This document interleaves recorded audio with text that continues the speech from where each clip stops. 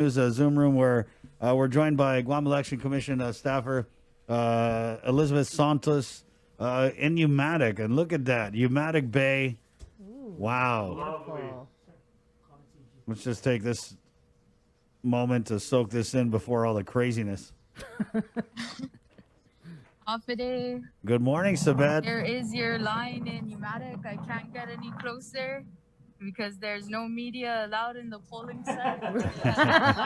Can you zoom They though? have Or had a line since this morning. According to the precinct leader, everyone looks happy to come out and vote, even though it's hot where they're waiting. What's the wait time? But they have this. It doesn't. It's per voter going into the door. It's just a couple minutes, but Right. they do have a queue of like 15 people. But they're all looking at this view, so I don't think they're minding it at all. wow, Alright. yeah, that's nice. So no issues or anything down in Umatac?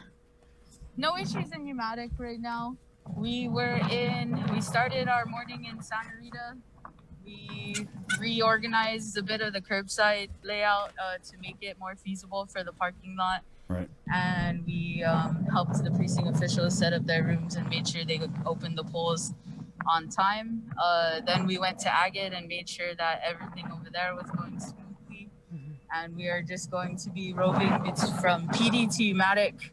When we get the call, we will show up and try to fix any issues that are happening, or we'll just show up to check on them to make sure they're all doing all right. Sabet, are you guys like broken up into teams? Are you like hitting the south, and then do you have other staffers? Yeah, so we have four main roving teams that are going to address any issues, like when if they run out of supplies. We have supplies in the car. They just call us to let us know what they need, and we'll go to the polling site. We have three main roving teams. We split into the north and then central and southwest and then southeast. And then we have a whole crew of temporary staff who are also deployed to all the polling sites as needed. We were all over this morning, Barragata, at PC Lujan, Manila, and GW, just making sure that the opening at least is smooth, that the precinct officials are finding a rhythm so that for their long day, they're set up for success because it's going to be a long day. So we're just here to make sure that they have all their supplies, they have everything they need to service voters throughout the day. Right. So you guys have only been open for about an hour. What's going on in your WhatsApp chat groups? Are you seeing a lot of people? I don't know. A lot of it is just the temporary employees checking in, telling them that they checked on whatever polling site or whatever precinct. There haven't been any issues. At least no major issues. A lot of it is going to be like how curbside is set up and if, just to make sure that the traffic flow, whether it's foot traffic or car traffic, is going well. But for the most part, there's no big issues in the WhatsApp chat. Are you seeing a lot of candidates? It might be too early for them, but Right. are they starting to set up their I'm surprised in Umatac there's one tent across the street. I was kind of thinking we would see more, but there's only one canopy across the street. Only 5 people? Everywhere else. Is there 5 people there, Sabet? The what? 5 people at the canopy or more? Man, there's only 2 people, and they're sitting at 2 ends of a 6-foot table. Okay. They're following the social distancing Oh, that's protocols over there. If They're there both were wearing masks too. If there were 10 people, would you have to be the one to go over there and tell them to break it up? I would make the call to Maria. Okay. And Maria would probably send you in? She'll make the call whether it's us to go or if she's just gonna call the parties themselves. I see. Right, I see. yeah. But we march to Maria's orders, Right so on. she's the one. We report to her general. what we see, and she makes the decision. They should give you guys She's brass actually, knuckles. man, I'm sorry. I know you wanted her on the call. She's actually also at a polling site. Hopefully, she can call in when she's done. I believe she's in Agana Heights. So we're all out. Nice. We are all out on the road, and we're making sure that the opening, at least of the polls, is smooth. And we will be out on the road all day. Are you assigned to work UOG tonight? Yes, I will work you. We will all work UOG tonight.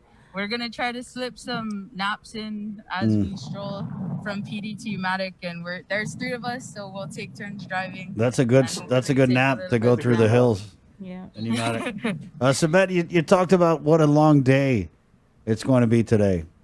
What about tonight into the morning? What are you tracking? Man, Chris, you asked me this before. I don't want to give an estimate. I don't want to jinx anything.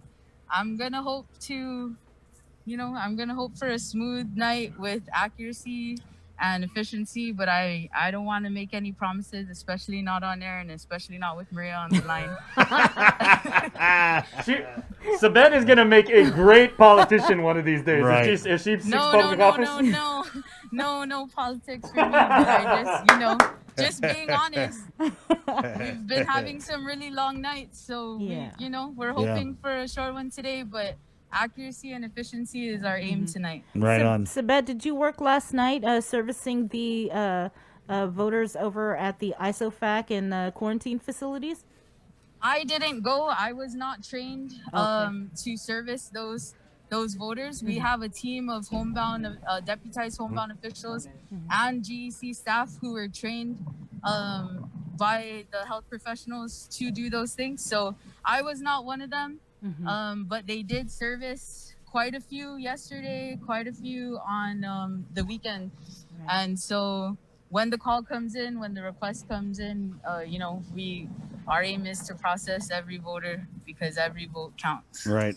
Sabet, I want to ask you before we let you go, because we're at the top of the hour here. Hospitalizations, high number of positives. We canceled the primary with far less going on the coronavirus front. But just as a staff carrying on this essential activity today, and not just today, but in the in-office voting and dealing with 12,000 voters and many, many more, hopefully, knock on wood, today. What's it like for you and the GEC staff to be out here during this pandemic conducting this general election? I'm going to say 'tis the season. This is an election season that's definitely not like any other I've seen. But GEC is such a family that we all play off each other. We know how to support each other. We know, for the most part, we know how to gauge what other teams need. And so I want to say it's like any other election, and we just have a little bit of added tasks along the way, but we're surviving. We are happy to do it. We are happy to serve. And we are happy. Viva GEC! Viva Santa Maria Cumberland! Well, we thank you, Sabet, and all of you guys over at GEC. Yeah. And please stay safe. Be careful. Yeah, and I just Thanks want to for tell having you, me. Hopefully Sabet, Maria can hop on the call a Yeah. little bit later when she's done at her polling Thank you. site. All right. I just want to tell you, Sabet, this morning, my theme is forgiveness, and I forgive you guys for destroying my primary election ballot from the bottom of my Zori. Whoa. Get him, girl. Get him. I'm just playing, girl. Good. Okay. God bless you guys. Okay, Sabet, be safe. Thank you. Yes, okay. Thank you. That's Elizabeth Santos, Sabet, of the Guam Election Commission. It's 8:03, guys. We're KUAM-FM in Agotnia, Guam. Good morning, and thank you to our viewers on KUAM TV. It's been a blast, but guess what? We're just getting started. Okay, jump over to the link here on the radio, the traditional way, if you will.